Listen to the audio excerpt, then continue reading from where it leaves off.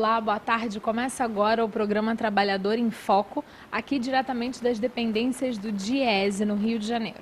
Hoje a gente vai conversar com o senhor Ademar Mineiro e vamos falar um pouquinho e tentar entender o que é fator previdenciário. Fica com a gente que a gente volta em 30 segundos.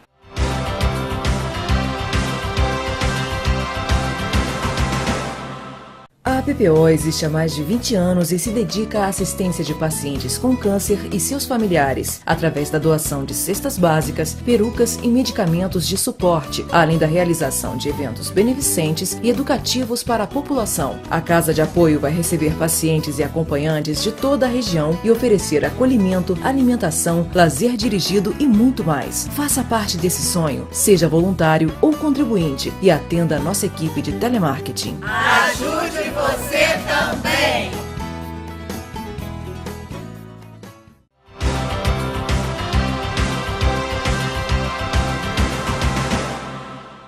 Estamos de volta com o programa Trabalhador em Foco, hoje conversando com o senhor Ademar Mineiro aqui do DIESE. Boa tarde, Ademar, um prazer recebê-lo aqui novamente no programa Trabalhador em Foco. Boa tarde, o prazer é meu. Ademar, o programa de hoje a gente quer conversar e entender um pouquinho o que é, de fato, fator previdenciário.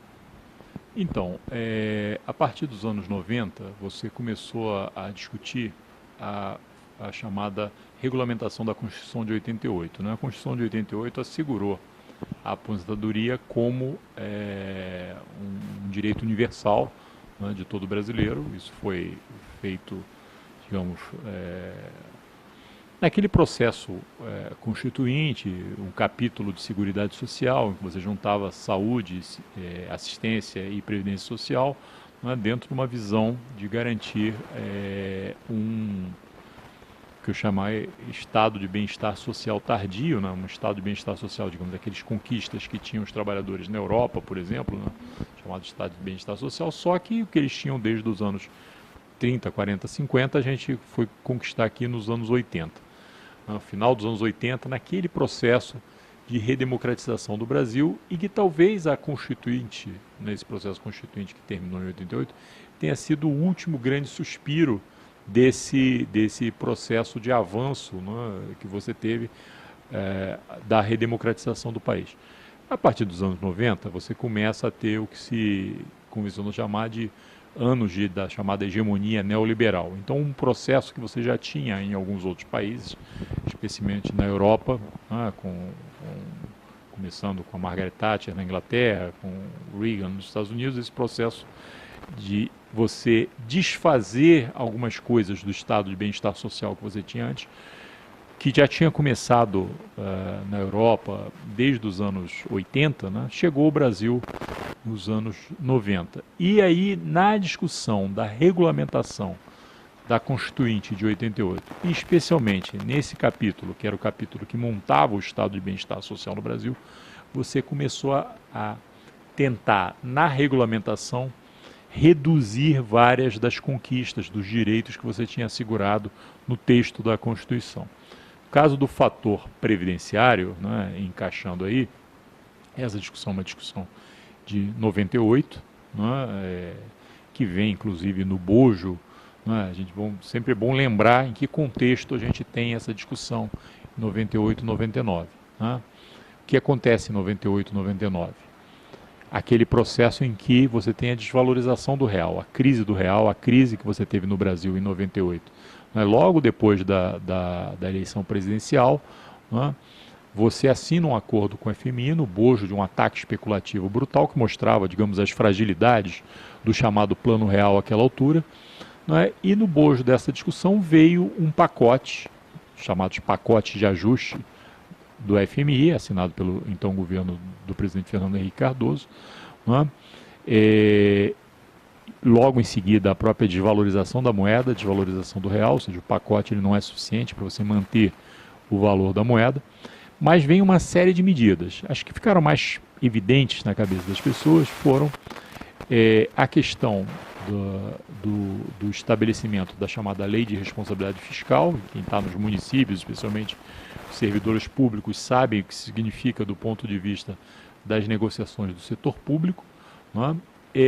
Mas também essas discussões a respeito de como você alterar a Constituição, no que diz respeito ao tema da Previdência Social. Então, essa discussão que tinha começado, das reformas previdenciárias, lá no começo dos anos 90, com a regulamentação da nova Constituição, desemboca lá em 98 com a discussão do fator previdenciário. O que é o fator previdenciário? Na verdade, o fator previdenciário ele é um redutor do valor da aposentadoria, né?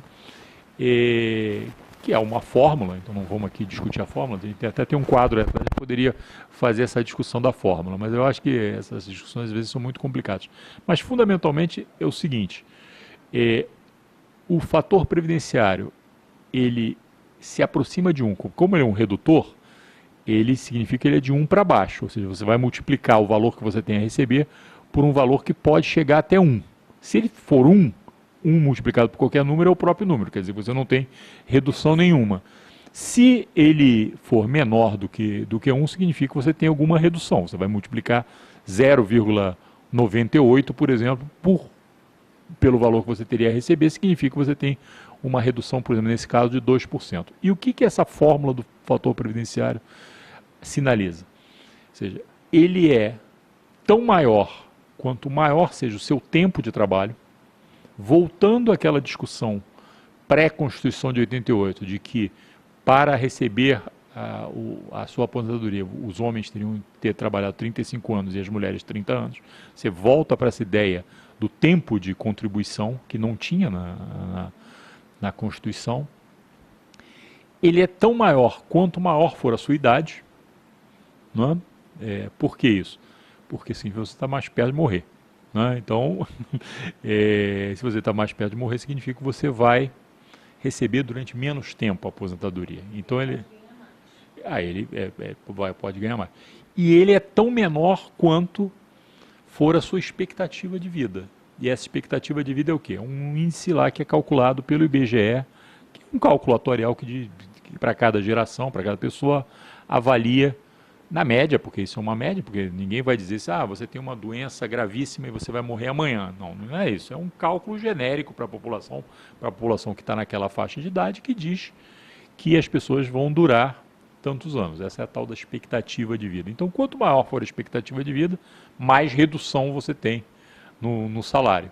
Né? Quanto mais tempo você contribuir, ou maior for a sua idade, maior menor o redutor do salário, esse fator previdenciário. Então, grosso modo, é essa a discussão. Né? Qual é o debate político em torno disso? É que isso, na verdade, está violando um direito que estava assegurado lá na Constituição de 88. Ou seja, na regulamentação é como, digamos, no chamado tapetão, você está retirando um direito que tinha sido conquistado. Então essa eu acho que é a grande discussão em torno do fator previdenciário. Se a gente for fazer aquela famosa discussão, qual era o espírito do Constituinte de 88, que isso o pessoal às vezes discute, que como você colocou ali tinha uma intenção, né? Isso não é uma discussão metafísica sobre o espírito, é uma discussão qual era a intenção. Quando você colocou aquilo lá, dizia respeito a você garantir a todo brasileiro, a partir de uma determinada idade, um valor de aposentadoria integral e não com redutores, mas você foi colocando uma série de redutores. Esse foi o primeiro, a questão do fator previdenciário. A instituição, quem lembrar antes, a aposentadoria era isenta de imposto, você introduziu imposto sobre a aposentadoria além de um certo valor, significa também você reduzir o que você tem a receber. Então foram sendo introduzidos alguns redutores, vários redutores, dos quais o fator previdenciário é só um deles, nesse direito que tinha sido assegurado lá em 88. Essa é a discussão. Qual é o maior problema com a existência, para o aposentado, lá no final, né? Saindo um pouco, claro, a questão teórica é relevante demais para o telespectador entender o que é fator previdenciário, que na maior parte das vezes ninguém consegue entender e agora com certeza vai entender. Mas qual é o maior problema com a existência do fator previdenciário? Eu acho que tem vários problemas. O problema principal é que ele está reduzindo o valor da aposentadoria. Então, quem tem a receber lá na ponta vai receber menos. Agora, decorrente disso, você está introduzindo outros problemas. Então, por exemplo, o cara se aposenta e faz uma conta e diz, não, mas se eu tivesse aumentado o meu tempo de contribuição, eu poderia receber mais. Aí o que ele vai e faz? Pressiona o parlamentar e aí se discute a possibilidade da desaposentadoria. O que é a desaposentadoria?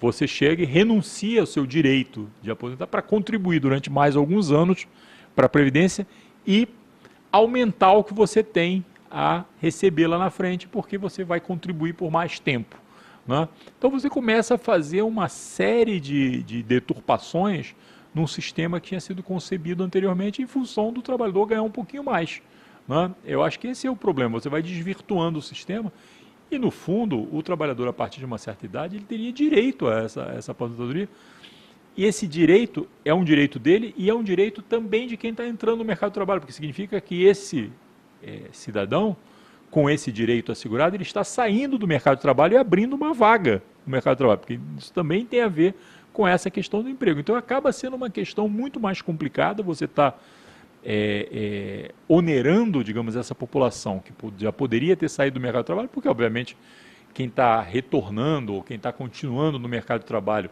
para chegar lá a um tempo de contribuição que tem um fator previdenciário menor, está fazendo um sobreesforço, porque essa pessoa já deveria ter saído. Então, ela já tem idade, já está, digamos, se sobreesforçando para continuar nessas condições.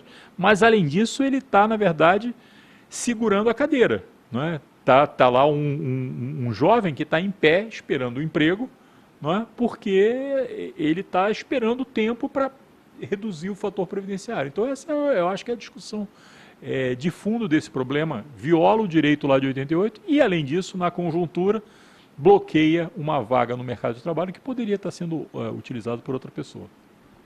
Maravilha, Ademar. Obrigada. A gente vai fazer um breve intervalo e volta daqui a pouquinho continuando a conversa sobre fator previdenciário.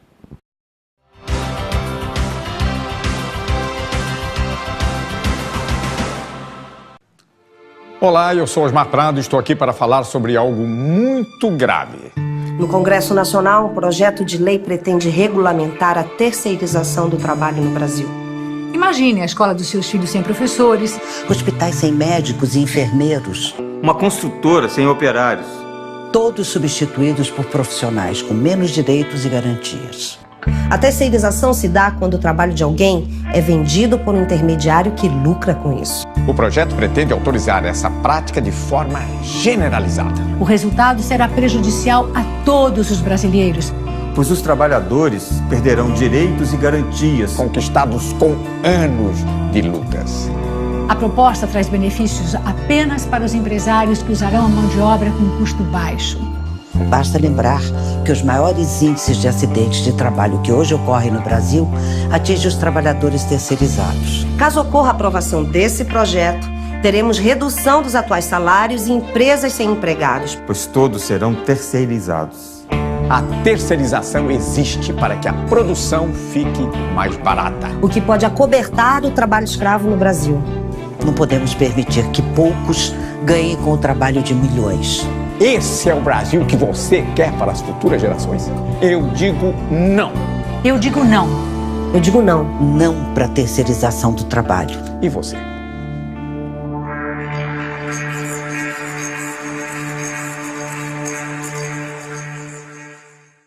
A PPO existe há mais de 20 anos e se dedica à assistência de pacientes com câncer e seus familiares, através da doação de cestas básicas, perucas e medicamentos de suporte, além da realização de eventos beneficentes e educativos para a população. A Casa de Apoio vai receber pacientes e acompanhantes de toda a região e oferecer acolhimento, alimentação, lazer dirigido e muito mais. Faça parte desse sonho, seja voluntário ou contribuinte e atenda a nossa equipe de telemarketing. Ajude você também!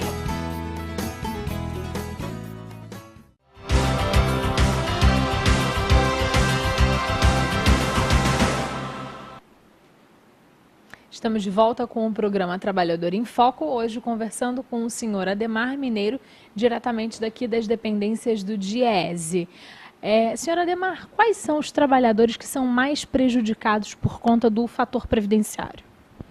Você pode imaginar, por exemplo, um trabalhador que estava no mercado informal, por exemplo, quer dizer, os trabalhadores mais prejudicados são aqueles que vão apresentar um tempo de contribuição menor, né? Então, digamos que um trabalhador que estava no mercado informal e por conta disso não tinha carteira assinada, não tinha o desconto da Previdência, ele até tinha uma renda, mas não descontava por conta disso. Tinha uma renda, às vezes, até incerta, né? Um ganho que variava, né? De acordo com um bico que ele fazia, alguma coisa, e por conta disso não tinha contribuição. E, a partir de um determinado momento, conseguiu um emprego. Ele vai ter como provar um tempo de contribuição menor. Então, esse sujeito, esse trabalhador, ele vai chegar a um determinado momento que ele vai ter que fazer uma escolha. Ele já tem idade para se aposentar, já começa a ser penoso para ele ir a trabalhar, etc.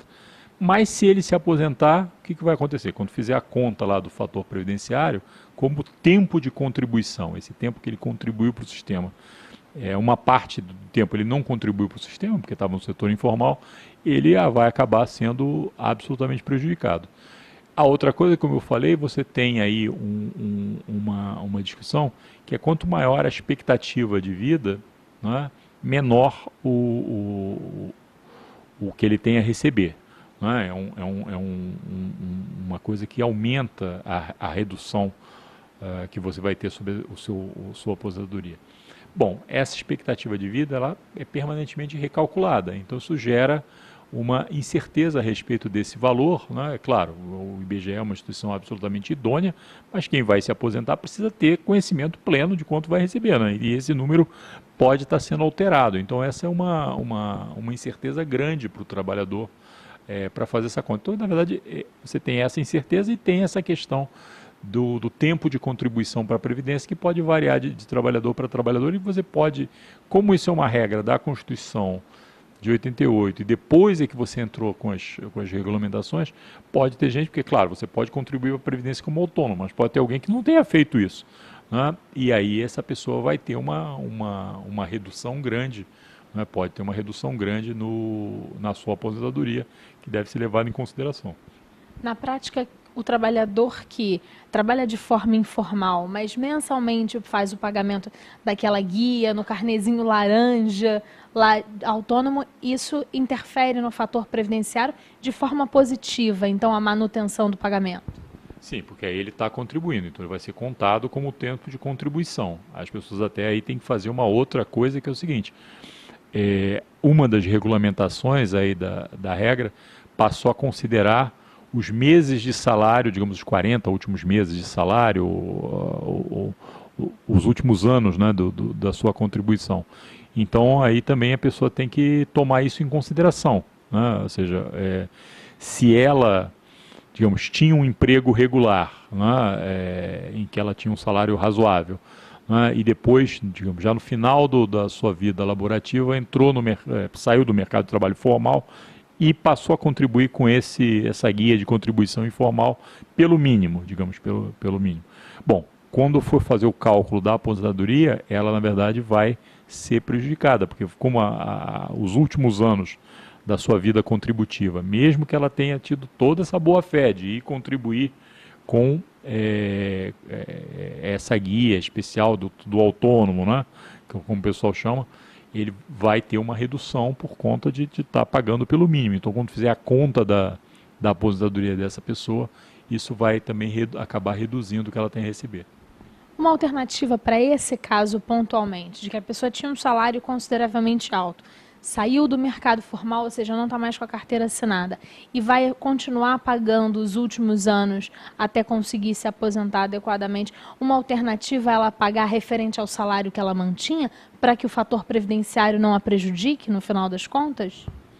Ela pode até tentar fazer isso, mas eu estou supondo que se ela está pagando pelo mínimo, é que pelo mínimo é o que ela tem condição de pagar, porque se ela pagar pelo salário que ela ganhava, também talvez ela não tenha a condição de fazer isso, porque vai significar que ela vai pagar mais, ou seja, uma proporção ainda maior da renda pequena que ela está tendo, nesse caso, no setor informal. Então essa é uma conta que a pessoa, se quem tiver a condição de fazer isso, é claro que vai acabar, e provavelmente a orientação de advogados que trabalham nessa área previdenciária vai ser que ela procure fazer a contribuição com o valor maior que ela puder.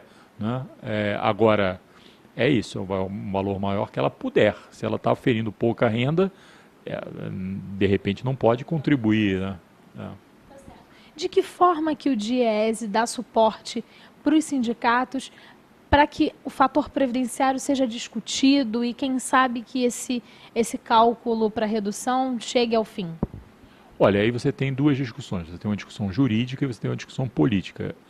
Especialmente as centrais sindicais estão muito envolvidas nessa questão. Estão fazendo questionamentos tanto jurídicos quanto políticos, né, e tentando negociar. De vez em quando você vê, incluído nas pautas de reivindicação, que as centrais sindicais negociam com o governo, fim do fator previdenciário é sempre um ponto importante que está colocado. Então tem essa discussão. Eu acho que as pessoas podem procurar os seus sindicatos, e os sindicatos normalmente são vinculados a alguma central sindical, alguma confederação sindical, né? E é importante se juntar nesse tipo de campanha, porque com pressão, isso foi uma lei, né? Então não é uma coisa natural, não é uma coisa que caiu dos céus, ou caiu dos infernos, ou do que quer que seja. É uma lei criada pelos homens, e será alterado pela vontade dos homens, pela vontade política. Então é uma campanha política, sensibilização das pessoas a respeito. Esse ano, inclusive, é um ano eleitoral no Brasil, então é um momento bom de você saber que candidato é a favor do fator previdenciário, quem é contra, para tentar alterar essa lei que criou o fator previdenciário e, de alguma forma, terminar com esse redutor que existe aí para as aposentadorias. Como é que o nosso telespectador pode obter mais informações caso ele não tenha entendido adequadamente o que é o fator previdenciário?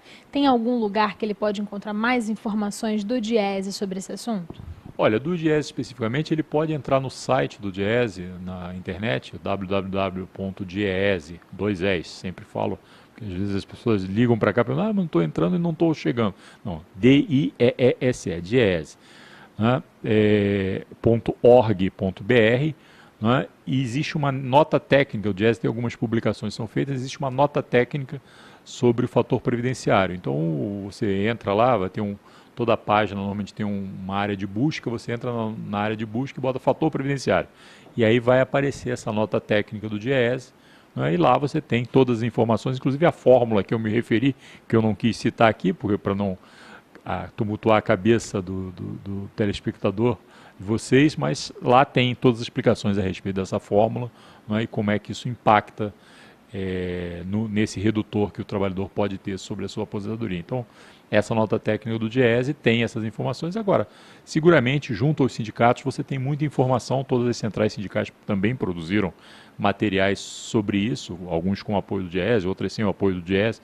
Seguramente você tem mais material jurídico também que subsidia, né? E aí eu acho que as pessoas podem obter aí junto aos sindicatos, aos próprios sindicatos, ou ao site dos sindicatos e das centrais sindicais, também informações para além do que ela pode conseguir junto ao DIEESE.